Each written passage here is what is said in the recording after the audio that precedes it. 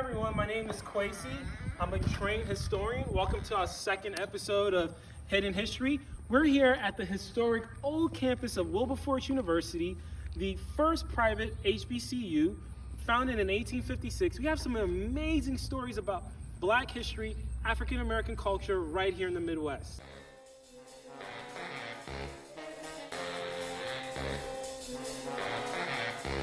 So today, for this episode, we're focusing on heroes. And at a later point in time, we're also going to focus on some sheroes. We're right here at the National Afro-American Museum and Culture Center in Wilberforce, Ohio. Today's episode is actually dedicated in remembrance of Chadwick Boseman. We're going to focus on Black Panther. And what a lot of people don't know is that Black Panther, the movie, was originally based on a comic book series. And what I love about Black Panther, if you just take a look at what some of this exhibit has to show, is that he's actually fighting the Klan, right? So some of these battles that we're talking about, not only have they happened in the past, but it's continuous. You see them going. And what I really love about the journey of Black Panther, specifically in this exhibit, is that it also highlights Shuri. So if you remember her from the movie, she's not just a made-up character, she's actually true to form. She's true to what the comic book series has had. And one really cool thing about this exhibit is that not only does it focus on Black Panther, there's just so many more comics and history and authors that really showcase the life and experience of Black people in comic books. So follow me in this exhibit and check out more what we have to offer. So we talked about Black Panther, which is pretty modern. What's interesting is that Black comics actually go way back to the 19th century. One of the earliest ones here at Afro-Am is by George Herman in 1916. So there's a long history of Black authors, Black writers, really just showcasing our life within the panel framework. What's really cool here at Afro-Am is that they got an exhibit dedicated to queens. So, you know, when people say, hey queen, it's happening, it's right here. We're gonna talk about some sheroes today. We're gonna talk about sheroes of the heartland. Black women that really played a role in shaping our country straight out of the Midwest.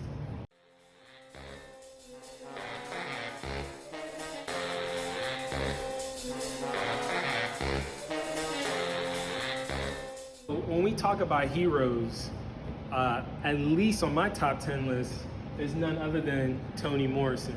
What I think is so remarkable about Toni Morrison, for those who don't know her story, born and raised in Ohio, the author of so many well-known books such as Beloved, Tar Baby.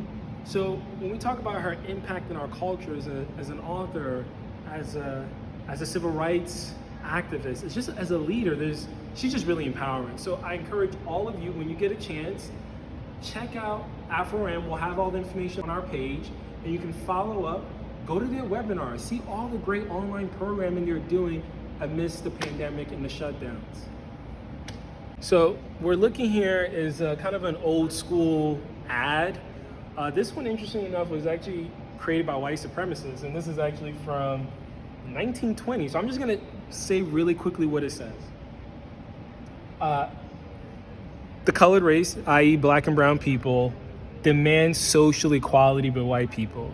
They privilege to mix and mingle and have access to similar resources. Don't vote for these people. So when we talk about a lot of what's going on in our country, when we talk about suffragette, when we talk about women who are fighting to get us the right and access to vote, these things have been happening for a long time. These things are not new. That's why it's so important for us to get engaged, to get involved, to have an impact. Thank you to our sheroes. Oftentimes when we hear the word protect our country, there's kind of a generic image of who we think is saying that.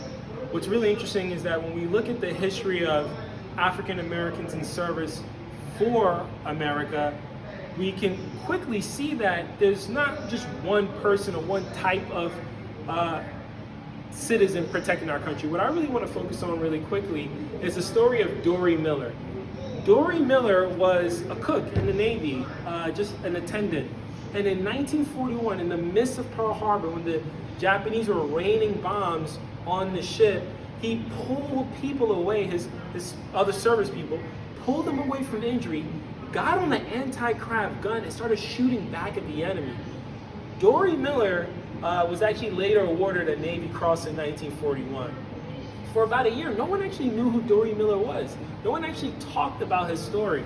But then in 1942, the Pittsburgh Courier, which is a black newspaper, suggested, hey, why don't we talk about this narrative of the double victory?